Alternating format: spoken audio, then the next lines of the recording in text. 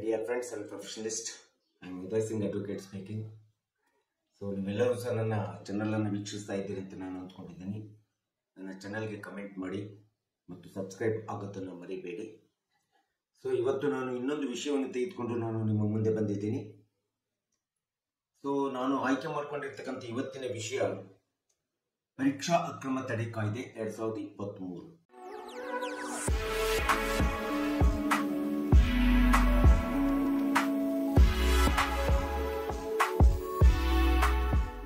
ಈಗಾಗಲೇ ಮಾರ್ಚ್ ತಿಂಗಳ ಹತ್ತಿರ ಬರ್ತಾ ಇದೆ. ಮಾರ್ಚ್ ತಿಂಗಳ ಮೊದಲ ವಾರ ಅಥವಾ ಎರಡನೇ ವಾರದಿಂದ SSLC ಮತ್ತು PUC ಪರೀಕ್ಷೆಗಳು ಪ್ರಾರಂಭ ಆಗ್ತಾ ಇದ್ದಾವೆ. ವಿದ್ಯಾರ್ಥಿಗಳು ಅದಕ್ಕೆ ತಯಾರಿಯನ್ನು ಸಹ ಮಾಡ್ಕೊಳ್ತಾ ಇದ್ದಾರೆ. ಪೋಷಕರು ಸಹ ಅವರ ಬಗ್ಗೆ ಗಮನ ಹರಿಸ್ತಾ ಇದ್ದಾರೆ. ಹಾಗೂ ಶಾಲಾ ಶಿಕ್ಷಣ ಇಲಾಖೆ ಪರೀಕ್ಷೆಗಳನ್ನು ನಡೆಸಲಿಕ್ಕೆ ಎಲ್ಲಾ ಸಿದ್ಧತೆಗಳನ್ನ ಮಾಡಿಕೊಂಡಿದೆ ಅಂತೇಳಿ ನಾವು ಅಂದ್ಕೊಂಡಿದ್ದೀವಿ. ಸೊ ನಿಮಗೆ ಎಲ್ಲರಿಗೂ ಸಹ ಗೊತ್ತಿರೋ ಹಾಗೆ ಈ ಹಿಂದೆ ಪರೀಕ್ಷೆಗಳು IPS ಪರೀಕ್ಷೆಗಳ ಅಕ್ರಮ ಎಷ್ಟು ಮಟ್ಟಿಗೆ ನಡೀತು ಈ ರಾಜ್ಯದಲ್ಲಿ ಎಂಬತಕ್ಕಂಥದ್ದು ನಮ್ಗೆಲ್ಲರಿಗೂ ತಿಳಿದಿರುವಂತ ವಿಷಯ. ಮತ್ತು ಈ ಅಕ್ರಮದಲ್ಲಿ ಹಲವಾರು ಪ್ರತ್ಯಕ್ಷ ಪರೋಕ್ಷವಾಗಿರ್ತಕ್ಕಂಥ ಶಿಕ್ಷಕರಿರ್ಬೋದು, ಸಾರ್ವಜನಿಕರಲ್ಲಿರ್ತಕ್ಕಂಥ ವ್ಯಕ್ತಿಗಳಿರ್ಬೋದು, ಇನ್ನು ಕೆಲವೊಂದು ರಾಜಕೀಯ ಹಿನ್ನೆಲೆ ಇರ್ತಕ್ಕಂಥ ವ್ಯಕ್ತಿಗಳು ಈ ಅಕ್ರಮದಲ್ಲಿ ಭಾಗಿಯಾಗಿ ಈ ಒಂದು ಕರ್ನಾಟಕದ ಒಳಗಡೆ IPS ಪರೀಕ್ಷೆಗಳ ಒಂದು ಅತಿ ದೊಡ್ಡ ಹಗರಣವಾಗಿ ಹೊರಹೊಮ್ಮಿರ್ತಕ್ಕಂಥದ್ದು ನಮ್ಗೆಲ್ಲರಿಗೂ ಸಹ ಗೊತ್ತಿರುವಂತ ವಿಷಯ.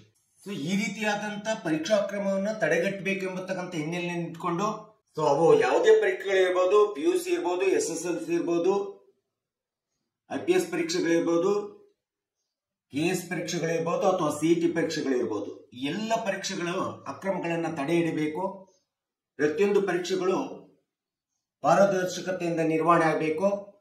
ಯಾವುದೇ ಅಕ್ರಮಕ್ಕೆ ಅವಕಾಶವನ್ನು ಕೊಡಬಾರ್ದು ಅಂತೇಳಿ ಕರ್ನಾಟಕ ಸರ್ಕಾರ 2023ರಲ್ಲಿ ಪರೀಕ್ಷಾ ಅಕ್ರಮ ತಡೆ ಕಾಯ್ದೆಯನ್ನು ತಂದಿರ್ತಕ್ಕಂಥದ್ದು ನಿಮ್ಗೆಲ್ಲರಿಗೂ ಸಹ ಗೊತ್ತಿರುವಂತ ವಿಷಯ. ಈಗಾಗಲೇ ಮಾರ್ಚ್ ತಿಂಗಳಲ್ಲಿ SSLC ಪರೀಕ್ಷೆಗಳು ಮತ್ತು PUC ಪರೀಕ್ಷೆಗಳು ಪ್ರಾರಂಭ ಆಗ್ತಾ ಇದ್ದಾವೆ.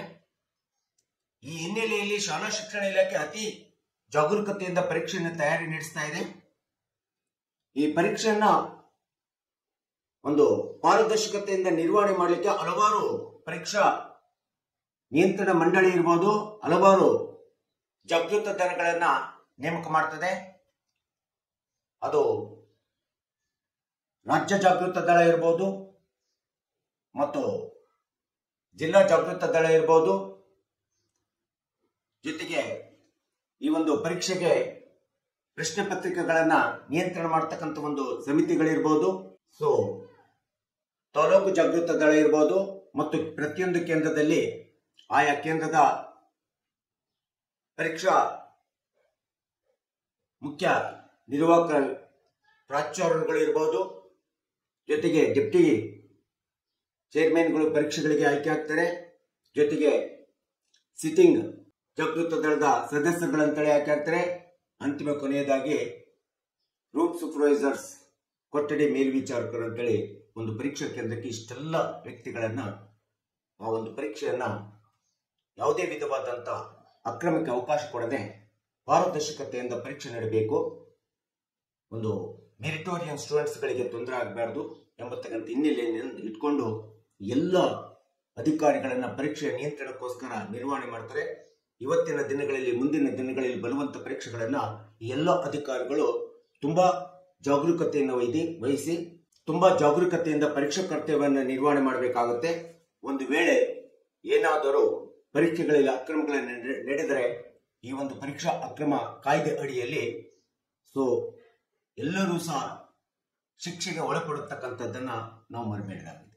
ಸೊ ಅಷ್ಟೇ ಅಲ್ಲದೆ ಈ ಒಂದು ಕಾಯ್ದೆ ಅಡಿಯಲ್ಲಿ ಯಾವುದೇ ಪರೀಕ್ಷಾ ಅಕ್ರಮ ನಡೆದಂತ ಸಂದರ್ಭದಲ್ಲಿ ಅದನ್ನ ಕಾಗ್ನಿಸಬಲ್ ಅಫೆನ್ಸ್ ಅಂತೇಳಿ, ಪರೀಕ್ಷಾ ಅಕ್ರಮ ಅಪರಾಧ ಅಂತೇಳಿ ಮೊಕದ್ದಮೆಯನ್ನು ದಾಖಲಿಸಿಕೊಳ್ಳುವಂತ ಅಥವಾ ಕ್ರಿಮಿನಲ್ ಕೇಸನ್ನು ಮಾಡುವಂತ ಅವಕಾಶವನ್ನ ಈ ಕಾಯ್ದೆ ಮಾಡಿಕೊಟ್ಟಿರ್ತಕ್ಕಂಥದ್ದು ನೀವುಗಳೆಲ್ಲರೂ ಸಹ ತಿಳ್ಕೋಬೇಕಾಗಿದೆ.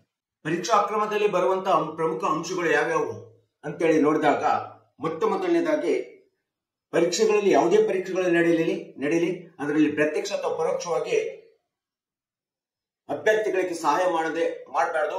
ಒಂದು ವೇಳೆ ಸಹಾಯ ಮಾಡುವಂತ ಅಂಶ ಕಂಡು ಬಂದರೆ ಅದು ಪರೀಕ್ಷಾ ಅಕ್ರಮಕ್ಕೆ ಒಳಪಡುತ್ತದೆ. ಮತ್ತು ಪರೀಕ್ಷೆ ನಡೆಯುವುದಕ್ಕಿಂತ ಮುಂಚಿತವಾಗಿ ಪ್ರಶ್ನೆ ಪತ್ರಿಕೆ ಸೋರಿಕೆ ಆಗುತ್ತಕ್ಕಂಥದ್ದು, OMR ಶೀಟ್ಗಳನ್ನ ತುಂಬಿಸುವಂತದ್ದು ಇರಬಹುದು, ಅಥವಾ OMR ಶೀಟ್ಗಳನ್ನ ಅಡ್ವಾನ್ಸ್ ಆಗಿ ಪಡೆದುಕೊಳ್ಳತಕ್ಕಂಥದ್ದು ಇರಬಹುದು, ಅಥವಾ ಆನ್ಸರ್ ಬುಕ್ಲೆಟ್ಗಳನ್ನ ಅಡ್ವಾನ್ಸ್ ಆಗಿ ಪಡೆದುಕೊಳ್ಳತಕ್ಕಂಥದ್ದು ಇರಬಹುದು, ಅಥವಾ ಆನ್ಸರ್ ಬುಕ್ಲೆಟ್ಗಳು ಸಪ್ಲೈ ಆಗುತ್ತಕ್ಕಂಥದ್ದು ಇರಬಹುದು, ಪ್ರಶ್ನೆ ಪತ್ರಿಕೆಗಳು ಲೀಕ್ ಆಗುತ್ತಕ್ಕಂಥದ್ದು ಇರಬಹುದು. ಇವೆಲ್ಲವೂ ಸಹ ಪರೀಕ್ಷಾ ಕ್ರಮದಲ್ಲಿ ಬರ್ತದೆ. ಮತ್ತು ಪರೀಕ್ಷೆ ನಡೆದ ನಂತರ OMR ಶೀಟ್ ಅನ್ನು ತೆಗೆದುಕೊಂಡ್ಬಿಟ್ಟು ಆ OMR ಶೀಟ್ ಅನ್ನು ತಾವೇ ತುಂಬಿ ಅದನ್ನ ಇನ್ಸರ್ಟ್ ಮಾಡಿ ಕಳಿಸಿರ್ತಕ್ಕಂಥದ್ದು. ಸೊ ಇದು ಸಹ ಪರೀಕ್ಷಾ ಕ್ರಮದ ಒಂದು ಪ್ರಮುಖವಾದಂತಹ ಅಂಶವಾಗ್ತದೆ. ಮತ್ತು ಯಾವುದೇ ಒಬ್ಬ ವ್ಯಕ್ತಿ ಪರಿಚಯ ಇದ್ದಾರೆ ಅಂತ ಹೇಳ್ಬಿಟ್ಟು ಒಂದು ಪರೀಕ್ಷೆಗೆ ನೇಮಕಗೊಂಡಂತ ಯಾವುದೇ ಅಧಿಕಾರ ಸ್ಥಾನ ಸಿಕ್ತು ಅಥವಾ ಯಾವುದೇ ಒಂದು ಪ್ರಶ್ನೆ ಪತ್ರಿಕೆಯನ್ನು ತಯಾರು ಮಾಡಲಿಕ್ಕೆ ನೀವು ಹೋದಂತ ಸಂದರ್ಭದಲ್ಲಿ ಅದು ಕಾನ್ಫಿಡೆನ್ಶಿಯಲ್ ಆಗಿರಬೇಕು. ನಮಗೆ ಪರಿಚಯಿಸ್ತರಿದ್ದಾರೆ, ನಮಗೆ ಬೇಕಾದಂತವರಿದ್ದಾರೆ ಅಂತೇಳಿ ಪ್ರಶ್ನೆ ಪತ್ರಿಕೆಯನ್ನು ತಯಾರಿಸಿದಂತ ಶಿಕ್ಷಕ ಅಥವಾ ಉಪನ್ಯಾಸಕರುಗಳು ಯಾವುದೇ ವಿಧವಾದಂತ ಒಂದು ಗುಪ್ತತೆಯನ್ನು ಕಾಪಾಡ್ಕೋಬೇಕಾಗುತ್ತೆ. ಅದನ್ನ ಲೀಕ್ ಮಾಡಬಾರ್ದಾಗುತ್ತೆ. ಒಂದು ವೇಳೆ ಪ್ರಶ್ನೆ ಪತ್ರಿಕೆ ನಾನು ತಯಾರು ಮಾಡಿ ಬಂದಿದ್ದೀನಿ ಎಂಬತಕ್ಕಂತ ಒಂದು ಲೀಕ್ ಅನ್ನು ನಾವು ಮಾಡಿದ್ದೆ ಆದ್ರೆ ಅದು ಸಹ ಪರೀಕ್ಷಾ ಕ್ರಮದಲ್ಲಿ ಬರ್ತದೆ. ಮತ್ತು ಮೊಬೈಲ್ ಫೋನ್ಗಳ ಮೂಲಕ ನಾವು ಪ್ರಶ್ನೆ ಪತ್ರಿಕೆ ತಯಾರು ಮಾಡಿ ಬಂದಿದ್ದೀವಿ ಎಂಬತಕ್ಕಂತ ಒಂದು ಲೀಕೇಜ್ ಕೂಡ ಮಾಡಬಾರ್ದಾಗುತ್ತೆ. ಅದರಲ್ಲೂ ಸಹ ಕಾನ್ಫಿಡೆನ್ಶಿಯಲ್ ಇಟ್ಕೋಬೇಕು. ನಿಮ್ಮ ಪರಿಚಯಿಸ್ತಾರೆ ಅಂತ ಹೇಳ್ಬಿಟ್ಟು ಫ್ರೀ ಆಗಿ ಮಾತಾಡ್ತಕ್ಕಂಥದ್ದು ಸಹ ಒಂದು ಅಫೆನ್ಸ್ ಅಥವಾ ಅಪರಾಧದಲ್ಲಿ ಬರ್ತದೆ. ಸೊ ಇದನ್ನು ಸಹ ನಾವು ನೆನಪಿಟ್ಕೋಬೇಕಾಗುತ್ತೆ. ಅಷ್ಟೇ ಅಲ್ಲದೆ ಇಂಥ ಒಂದು ಅಧಿಕಾರದಲ್ಲಿ ಪರೀಕ್ಷಾದಲ್ಲಿ ನೇಮಕಗೊಂಡಿರ್ತಕ್ಕಂಥ ಜಾಗೃತ ದಳದ ಯಾವುದೇ ಸದಸ್ಯರುಗಳು, ಇನ್ಯಾವುದೇ ವ್ಯಕ್ತಿಗಳು ಅಧಿಕಾರ ಸಿಕ್ಕಿದೆ ಅಂತೇಳಿ ಆ ಒಂದು ಅಧಿಕಾರವನ್ನ ದುರುಪಯೋಗ ಮಾಡಿಕೊಂಡು ಪರೀಕ್ಷೆಯಲ್ಲಿ ಯಾವುದೇ ವಿಧವಾದಂತ ಫೋನ್ ಮೂಲಕ, ಮೊಬೈಲ್ ಮೂಲಕ ವಿದ್ಯಾರ್ಥಿಗಳ ಜೊತೆಗೆ ಅಥವಾ ಪೋಷಕರ ಜೊತೆಗೆ ಅಥವಾ ಇನ್ಯಾವುದೇ ಪರಿಚಯಸ್ಥರ ಜೊತೆಗೆ ಮೊಬೈಲ್ ಕಮ್ಯುನಿಕೇಶನ್ ಮಾಡಿ ಯಾವುದೇ ವಿಧವಾದಂತ ಹಣ ವ್ಯವಹಾರಗಳ ಬಗ್ಗೆ, ಹಣ ತೆಗೆದುಕೊಳ್ಳತಕ್ಕಂಥದ್ದು ಅಥವಾ ವ್ಯವಹಾರಗಳ ಬಗ್ಗೆ ಒಂದು ಸಂಪರ್ಕ ಮಾಡಿಕೊಂಡಂತ ಸಂದರ್ಭದಲ್ಲಿ ಅಥವಾ ಡೀಲ್ ಮಾಡಿಕೊಂಡಂತ ಸಂದರ್ಭದಲ್ಲೂ ಸಹ ಇದು ಒಂದು ಪರೀಕ್ಷಾ ಅಕ್ರಮ ಆಗ್ತದೆ ಎಂಬತಕ್ಕಂಥದ್ದನ್ನ ನಾವು ನೆನಪಿಟ್ಕೋಬೇಕಾಗಿದೆ. ಮತ್ತು ಪರೀಕ್ಷೆ ನಡೆಯುವಂತ ಸಂದರ್ಭದಲ್ಲಿ ಯಾವುದೇ ಪರಿಚಯಿಸಿದ ಅಭ್ಯರ್ಥಿಗಳಿರ್ಬೋದು ಅಥವಾ ನಿಮಗೆ ಬೇಕಾಗಿರ್ತಕ್ಕಂಥ ವಿದ್ಯಾರ್ಥಿಗಳಿರ್ಬೋದು, ಯಾವುದೇ ವಿದ್ಯಾರ್ಥಿಗಳಾಗಲಿ ಪರೀಕ್ಷೆಯಲ್ಲಿ ಕೊಠಡಿಯಲ್ಲಿ ಬಂದಂತ ಸಂದರ್ಭದಲ್ಲಿ ಕೇಂದ್ರದ ಕೊಠಡಿ ಒಳಗಡೆ ಪ್ರವೇಶಿಸಿದಂತ ಸಂದರ್ಭದಲ್ಲಿ ಅವರಿಗೆ ಯಾವುದೇ ವಿಧವಾದಂತ ಎಲೆಕ್ಟ್ರಾನಿಕ್ ಡಿವೈಸಸ್ ಗಳನ್ನ ಪರೀಕ್ಷಾ ಕೊಠಡಿ ಒಳಗಡೆ ತರಲಿಕ್ಕೆ ಅವಕಾಶ ಕೊಡದೇ ರೀತಿಯಲ್ಲಿ ಕೊಠಡಿ ಮೇಲ್ವಿಚಾರಕರು, ಪರೀಕ್ಷಾ ಚೀಫ್ ಎಕ್ಸಾಮಿನರ್ ಇರ್ಬೋದು, ಡೆಪ್ಟಿ ಚೀಫ್ ಎಕ್ಸಾಮಿನರ್ ಇರ್ಬೋದು, ಸಿಟ್ಟಿಂಗ್ ಸ್ಕ್ವಾಡ್ಸ್ ಇರ್ಬೋದು, ಇವರೆಲ್ಲರೂ ಸಹ ಸೂಕ್ಷ್ಮವಾಗಿ ಗಮನ ಹರಿಸಬೇಕಾಗುತ್ತೆ. ಇದಕ್ಕೆ ಅವಕಾಶ ಕೊಡಬಾರ್ದಾಗುತ್ತೆ.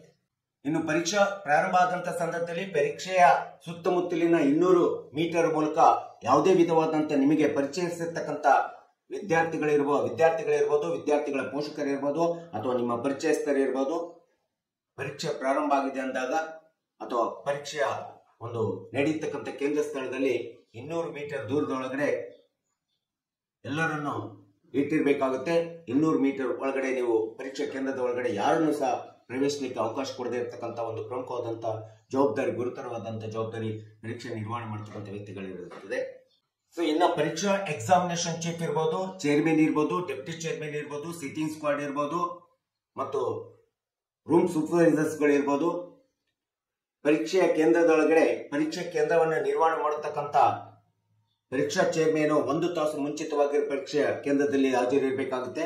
ಮತ್ತು ಡೆಪ್ಟಿ ಚೇರ್ಮನ್ ಅವರು ಸಹ ಅರ್ಧ ತಾಸು ಪ್ರಶ್ನೆ ಪತ್ರಿಕೆಯನ್ನು ತೆಗೆದುಕೊಳ್ಳಿಕ್ಕೆ ಅವರು ಸಹ ಕೇಂದ್ರದಲ್ಲಿ ಅಟ್ಲೀಸ್ಟ್ ಅರ್ಧ ತಾಸು ಮುಂಚಿತವಾಗಿರಬೇಕಾಗುತ್ತೆ.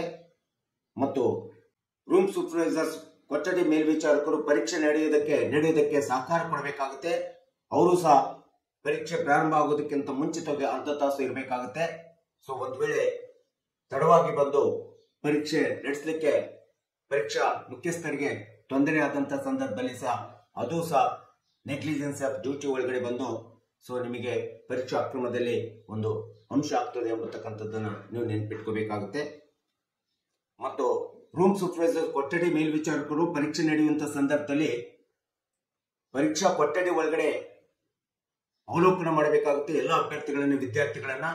ಅದು ಬಿಟ್ಬಿಟ್ಟು ಹೊರಗಡೆ ಬಂದು ಯಾರೋ ಪರಿಚಯಸ್ಥರ ಹತ್ರ ಮಾತಾಡ್ಕೊಳ್ತಾ ನಿಂತ ಸಂದರ್ಭದಲ್ಲಿ ನೀವಾಗಿ ಸಹ ನಿಮ್ಮ ಕೊಠಡಿಯ ಇಲ್ಲಿ ಇರ್ತಕ್ಕಂಥ ಅಭ್ಯರ್ಥಿಗಳಿಗೆ, ವಿದ್ಯಾರ್ಥಿಗಳಿಗೆ ಮಾತನಾಡಲಿಕ್ಕೆ ಮತ್ತು ಪರೀಕ್ಷೆಯಲ್ಲಿ ತಮ್ಮದೇ ಆದಂತ ಕಾಪಿ ಮಾಡ್ಲಿಕ್ಕೆ ಅವಕಾಶ ಮಾಡಿಕೊಟ್ಟಂತ ಒಂದು ಅಂಶವೂ ಸಹ ಪರೀಕ್ಷಾ ಅಕ್ರಮದಲ್ಲಿ ಬರ್ತಕ್ಕಂಥದ್ದನ್ನ ನಾವು ಗಮನ ಇಟ್ಕೋಬೇಕಾಗುತ್ತೆ.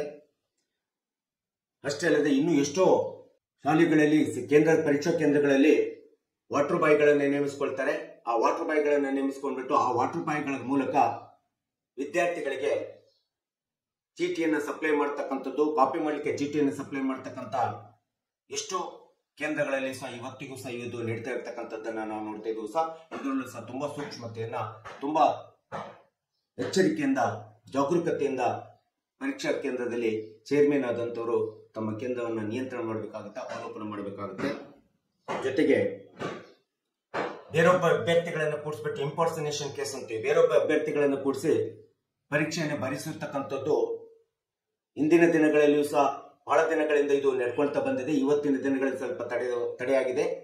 ಸೊ ಈ ರೀತಿಯಾದಂತ ಒಬ್ಬ ಅಭ್ಯರ್ಥಿಯ ಪರವಾಗಿ ಇನ್ನೊಬ್ಬ ಅಭ್ಯರ್ಥಿಯನ್ನು ಪರೀಕ್ಷೆಗೆ ಕೂಡಿಸಿ ಇಂಪರ್ಸನೇಷನ್ ಕೇಸು ಮೊಕದ್ದಮೆಗಳನ್ನು ನಾವು ಎದುರಿಸಿರ್ತಕ್ಕಂಥದ್ದು ಸಹ ನಾವು ನೋಡಿದ್ದೇವೆ. ಇದಕ್ಕೆ ಯಾವುದೇ ವಿಧವಾದಂತ ಅವಕಾಶವನ್ನು ಕೊಡಬಾರ್ದು. ಇದು ಅತಿ ಒಂದು ತೀವ್ರಗತಿಯಾದಂತ ಒಂದು ಪರೀಕ್ಷಾ ಅಕ್ರಮ ತಡೆಯಲ್ಲಿ ಬರ್ತದೆ ಅಂತೇಳಿ ನಾವು ಹೇಳಬೇಕಾಗುತ್ತೆ. ಸೊ ಈ ಎಲ್ಲ ಅಂಶಗಳು ಇವತ್ತು ಪರೀಕ್ಷಾ ಅಕ್ರಮ ತಡೆ ಕಾಯ್ದೆ ಒಳಗಡೆ ಬರ್ತಕ್ಕಂಥ ಅಂಶಗಳು. ಈ ಯಾವುದೇ ಒಂದು ಅಂಶಗಳು ನಡೆದಂತ ಸಂದರ್ಭದಲ್ಲಿ ಆ ಒಂದು ಸಂಬಂಧಪಟ್ಟಂತ ಮೇಲ್ವಿಚಾರಕರು ಇರ್ಬೋದು, ಚೇರ್ಮನ್ ಇರ್ಬೋದು, ಸಿಟ್ಟಿಂಗ್ ಸ್ಕ್ವಾಡ್ ಇರ್ಬೋದು, ಇನ್ಯಾವುದೇ ಪರೀಕ್ಷೆಗೆ ಹಾಜರಾಗಿರ್ತಕ್ಕಂಥ ನೇಮಕಗೊಂಡಿರ್ತಕ್ಕಂಥ ಎಲ್ಲ ಅಧಿಕಾರಿಗಳ ಮೇಲೆ ಈ ಒಂದು ಕಾಯ್ದೆ ಅಡಿಯಲ್ಲಿ ಕ್ರಿಮಿನಲ್ ಮೊಕದ್ದಮೆ ದಾಖಲೆ ಆಗ್ತದೆ ಮುಂದಿನ ದಿನಗಳಲ್ಲಿ ಎಂಬತಕ್ಕಂಥದ್ದನ್ನ ನೀವೆಲ್ಲರೂ ಸಹ ಗಮನದಲ್ಲಿ ಇಟ್ಕೋಬೇಕಂತೇಳಿ ನಾನು ಹೇಳ್ತಾ ಇದ್ದೀನಿ. ಒಂದು ವೇಳೆ ಪರೀಕ್ಷೆ ನಡೆದಂತ ಸಂದರ್ಭದಲ್ಲಿ ಯಾವುದೇ ವಿಧವಾದಂತ ಇಂಥ ಒಂದು ಅಂಶಗಳಲ್ಲಿ ಯಾವುದೇ ಒಂದು ಅಂಶದಲ್ಲಿ ಅಕ್ರಮ ನಡೀತು, ಪರೀಕ್ಷಾ ಅಕ್ರಮ ನಡೀತು ಅಂತಂದ್ರೆ ಈ ಒಂದು ಪರೀಕ್ಷಾ ಅಕ್ರಮಕ್ಕೆ ಒಳಗಾಗಿರ್ತಕ್ಕಂಥ ನಡಲಿಕ್ಕೆ ಕಾರಣೀಭೂತರಾಗಿರ್ತಕ್ಕಂಥ ಉಪನ್ಯಾಸಕರು ಇರ್ಬೋದು, ಶಿಕ್ಷಕರು ಇರ್ಬೋದು, ಇನ್ಯಾವುದೇ ಮೇಲಿನ ಅಧಿಕಾರಿಗಳು ಇರ್ಬೋದು.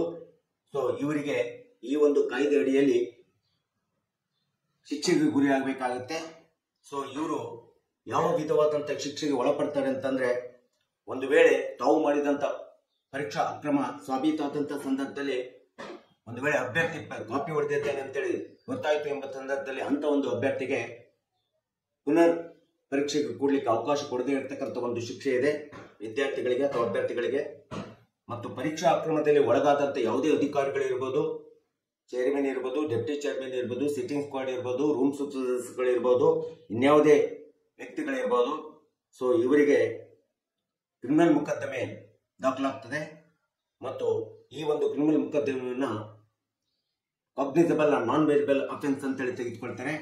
ಸೊ ಆ ರೀತಿ ಒಂದು ಕಾಗ್ನಿಸಬಲ್ ನಾನ್ ಬೇಲೆಬಲ್ ಅಫೆನ್ಸ್ ಅಂತೇಳಿ ತೆಗೆದುಕೊಳ್ಳುವುದರ ಜೊತೆಗೆ 5 ವರ್ಷದವರೆಗೆ ಕಠಿಣ ಜೈಲು ಶಿಕ್ಷೆ ಇದೆ, ಜೈಲು ವಾಸ ಇದೆ ಮತ್ತು 10 ಲಕ್ಷದವರೆಗೆ ದಂಡ ಇದೆ.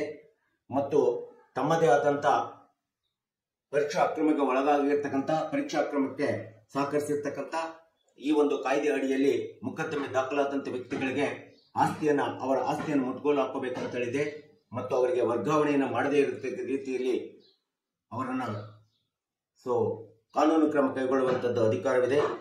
ಸೊ ಜೊತೆಗೆ ಲಾಸ್ಟ್ ಇನ್ನೂ ಏನಾದರೂ ಒಂದು ಪ್ರಕರಣ, ಪರೀಕ್ಷಾ ಅಕ್ರಮದ ಪ್ರಕರಣ ತುಂಬಾ ಗಂಭೀರವಾಗಿತ್ತು ಅಂತ ಹೇಳಿ ಕಂಡು ಬಂದಂತ ಸಂದರ್ಭದಲ್ಲಿ ಅಂತ ಅಧಿಕಾರಿಗಳ ಬಗ್ಗೆ, ಅಂತ ವ್ಯಕ್ತಿಗಳ ಬಗ್ಗೆ ಸುಮಾರು 8 ರಿಂದ 12 ವರ್ಷದ ಹೊರಗೆ 8 ರಿಂದ 12 ವರ್ಷದವರೆಗೆ ಕಠಿಣ ಜೈಲು ಶಿಕ್ಷೆ ಇದೆ ಮತ್ತು 5 ಲಕ್ಷದಿಂದ 10 ಲಕ್ಷದವರೆಗೆ ದಂಡ ಇದೆ. ಸೊ ಎರಡನ್ನೂ ಸಹ ವಿಧಿಸುವಂತ ಒಂದು ಅವಕಾಶ ಈ ಒಂದು ಪರೀಕ್ಷಾ ಅಕ್ರಮ ತಡೆ ಕಾಯ್ದೆಯಲ್ಲಿ ಮಾಡಿಕೊಟ್ಟಿರ್ತಕ್ಕಂಥದ್ದನ್ನು ನಾವು ನೋಡ್ತಾ ಇದ್ದೀವಿ. ಇದೆಲ್ಲದರ ಜೊತೆಗೆ ಯಾವುದೇ ವಿಧವಾದಂತ ಒಂದು ಪರೀಕ್ಷಾ ಚಿಕ್ಕ ಸಣ್ಣ ಅಕ್ರಮವನ್ನು ನಡೆಸಿದರೂ ಸಹ ಈ ಒಂದು ಕಾನೂನು ಕಾಯ್ದೆ ಪ್ರಕಾರ ಯಾವುದೇ ವಿಧವಾದಂತ ಪರೀಕ್ಷಾ ಅಕ್ರಮವನ್ನ ರಾಜಿ ಸಂಧಾನದ ಮೂಲಕ ಒಂದು ಕೇಂದ್ರದಲ್ಲಾಗ್ಲಿ, ಪರೀಕ್ಷಾ ಕೇಂದ್ರದಲ್ಲಾಗ್ಲಿ ಅಥವಾ ತಮಗೆ ಇರ್ತಕ್ಕಂಥ ಒಂದು ಪರೀಕ್ಷಾ ಅಧಿಕಾರಿಗಳ ಜೊತೆಗೆ ರಾಜಿ ಸಂಧಾನವನ್ನು ಮಾಡಿಕೊಂಡು ಅದನ್ನ ಪರಿಹರಿಸಿಕೊಳ್ಳುವಂತಿಲ್ಲ ಅಂತೇಳಿ ಸ್ಪಷ್ಟವಾಗಿ ಈ ಒಂದು ಪರೀಕ್ಷಾ ಅಕ್ರಮ ಕಾಯ್ದೆ ಹೇಳ್ತಾ ಇದೆ. ಯಾವುದೇ ವಿಧವಾದಂತ ಅಕ್ರಮ ನಡೆದು ಸಹ ಅದನ್ನು ಕಾನೂನು ರೀತಿ ಒಳಗಡೆ ಅದನ್ನ ಕ್ರಮ ಕೈಗೊಳ್ಳಬೇಕೆಂಬತಕ್ಕಂಥ ಹಿನ್ನೆಲೆಯನ್ನ ಈ ಒಂದು ಪರೀಕ್ಷಾ ಅಕ್ರಮ ಕಾಯ್ದೆ 2023 ಕರ್ನಾಟಕ ಸರ್ಕಾರ ಜಾರಿಗೊಳಿಸಿದೆ. ಇನ್ನು ಮುಂದೆ ಬರ್ತಕ್ಕಂಥ ಯಾವುದೇ SLC ಪರೀಕ್ಷೆಗಳಿರ್ಬೋದು, PUC ಪರೀಕ್ಷೆಗಳಿರ್ಬೋದು, ಇನ್ಯಾವುದೇ CET ಪರೀಕ್ಷೆಗಳಿರ್ಬೋದು, KS ಪರೀಕ್ಷೆಗಳಿರ್ಬೋದು ಅಥವಾ ಯಾವುದೇ ಇಲಾಖಾ ಪರೀಕ್ಷೆಗಳು ಪರೀಕ್ಷೆಯನ್ನ ನಿರ್ವಹಣೆ ಮಾಡುವಂತ ನಿರ್ವಹಣಾ ಅಧಿಕಾರಿಗಳೇನಿದ್ದಾರೆ ಅವರು ಬಹಳ ಜಾಗರೂಕತೆಯಿಂದ ಈ ಒಂದು ಪರೀಕ್ಷಾ ಅಕ್ರಮ ಕಾಯ್ದೆಯ ಗಮನದಲ್ಲಿಟ್ಕೊಂಡು ಮುಂದಿನ ಬರುವಂತ ದಿನಗಳಲ್ಲಿ ಪ್ರತಿಭಾವಂತ ವಿದ್ಯಾರ್ಥಿಗಳಿಗೆ ಈ ಒಂದು ಪರೀಕ್ಷಾ ಅಕ್ರಮದಿಂದ ಯಾವುದೇ ವಿಧವಾದಂತ ಭವಿಷ್ಯತ್ತಿಗೆ ತೊಂದರೆ ಆಗ್ಬಾರ್ದಂತೇಳಿ ಪರೀಕ್ಷೆಗಳು ಪಾರದರ್ಶಕತೆಯಿಂದ ನಿರ್ವಹಣೆ ಮಾಡಬೇಕು. ಈ ಒಂದು ಪರೀಕ್ಷಾ ಅಕ್ರಮನ ತಡೆ ಕಾಯ್ದೆಯನ್ನ ಕರ್ನಾಟಕ ಸರ್ಕಾರ 2023 ಡಿಸೆಂಬರ್ ಅಲ್ಲಿ ಜಾರಿಗೊಂಡಿದೆ. ಇದನ್ನು ನೀವುಗಳೆಲ್ಲರೂ ಸಹ ತಿಳ್ಕೊಂಡು ಇವತ್ತಿನ ಬರುವಂತ ಮುಂದಿನ ಮಾರ್ಚ್ ತಿಂಗಳ ಬರುವಂತ ಅಥವಾ ಇನ್ಯಾವುದೇ ಮುಂದಿನ ಯಾವುದೇ ಇಲಾಖೆ ಪರೀಕ್ಷೆಗಳು ಬಂದು ಸಹ SSLC ಮತ್ತು PUC ವಿದ್ಯಾರ್ಥಿಗಳ ಪರೀಕ್ಷೆಗಳು ಬರ್ತಾ ಇದ್ದಾವೆ. ಈ ಪರೀಕ್ಷೆಗಳನ್ನ ಬಹಳ ಜಾಗರೂಕತೆಯಿಂದ ಬಹಳ ಸೂಕ್ಷ್ಮತೆಯಿಂದ ಎಲ್ಲ ಪರೀಕ್ಷಾ ಅಧಿಕಾರಿಗಳು ಮತ್ತು ವಿದ್ಯಾರ್ಥಿಗಳು ಪೋಷಕರು ಈ ಒಂದು ಕರ್ತವ್ಯವನ್ನ ನಿರ್ವಹಣೆ ಮಾಡಬೇಕು. ಮತ್ತು ನಾವು ಇದರ ಒಂದು ಪರಿಣಾಮ ಏನಿದೆ, ಈ ಒಂದು ಕಾಯ್ದೆಯ ಒಂದು ಪರಿಣಾಮ ಏನಿದೆ ಎಂಬತಕ್ಕಂಥದ್ದನ್ನು ಸಾರ್ವಜನಿಕರು, ವಿದ್ಯಾರ್ಥಿಗಳು ಮತ್ತು ಪೋಷಕರು ಮತ್ತು ಪರೀಕ್ಷಾ ನೇಮಕಗೊಂಡಂತಹ ಶಿಕ್ಷಕರು ಮತ್ತು ಉಪನ್ಯಾಸಕರು ನಾವೆಲ್ಲರೂ ಸಹ ತಿಳ್ಕೊಳ್ಳಿ ಅಂತೇಳಿ ಎಂಬತಕ್ಕಂಥ ಹಿನ್ನೆಲೆಯನ್ನು ಇಟ್ಕೊಂಡು ನಾನು ಈ ವಿಡಿಯೋನ ಮಾಡಿದ್ದೀನಿ. ನನ್ನ ವಿಡಿಯೋ ಇಷ್ಟ ಆಗಿದ್ದರೆ ದಯವಿಟ್ಟು ಎಲ್ಲರೂ ಸಹ ಶೇರ್ ಮಾಡಿ, ಕಮೆಂಟ್ ಮಾಡಿ ಮತ್ತು ನನ್ನ ವಿಡಿಯೋಗೆ ಸಬ್ಸ್ಕ್ರೈಬ್ ಆಗೋದನ್ನು ಮರಿಬೇಡಿ ಅಂತೇಳಿ ಹೇಳ್ತಾ ಇವತ್ತಿನ ವಿಡಿಯೋಗೆ ವಿರಾಮವನ್ನು ಹೇಳ್ತೀನಿ. ಇನ್ನೊಂದು ವಿಷಯವನ್ನು ತೆಗೆದುಕೊಂಡು ನಾನು ನಿಮ್ಮ ಮುಂದೆ ಬರ್ತೀನಿ. ಜೈ ಹಿಂದ್, ಜೈ ಕರ್ನಾಟಕ.